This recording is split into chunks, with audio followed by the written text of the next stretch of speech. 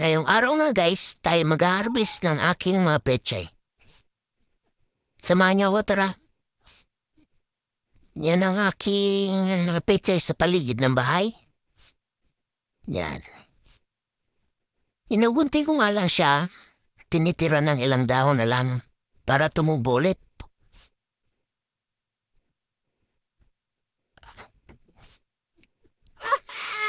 Malapit na kasi itong maging magulang, pangit na lutuin. Yan. Ito yung pinakamalaki guys, i-harvest ko na. Sayang din naman kasi kung uur na naman. Kaya tukay na manok, sayang din naman.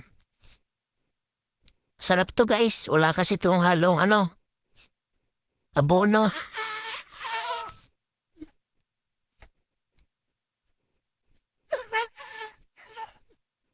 Talagang dilig-dilig lang yan guys. Yan o. Yan, tinitiran ko lang siya ng konting dahon. Kaya tutubo na naman yan. Yan o. 2 puno pero ang dami na. Sarap talaga guys pag nag-harvest na panggulay. Yan. Tingnan nyo, may uod na nga o. Sabi nga nila pag may uod daw talaga ang gulay, wala talagang linalagay na fertilizer. Yan. Yan. Di pa tayo sa kabila. Yan. Makikita nyo ganyan lang tinitira ko. Yan o, dami na o. 4 na puno lang yan. Di tayo sa mga bagong tanim. Yan. Yung mga katabi mga bagong tanim. Pero di ko pa ina-harvest yan. Ito muna mga medyo nauna-una konti. Yan. Yan o, nakita nyo may mga kulang-kulang na yung dahon. Nuod kasi.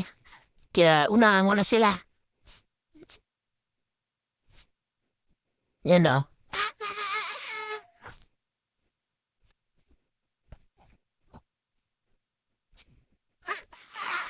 Yan o, may mga kulang na dahon na. Tinatanggal ko na yung iba niyan. Di ko na sinasama. Na kinainan ng dahon. Uod.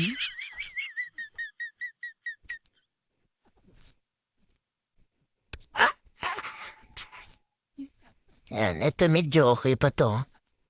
Sasama natin yan. Sarap to guys, ginataang tilapia.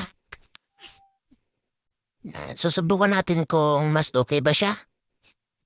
Yan o, napakarami. Salamat guys.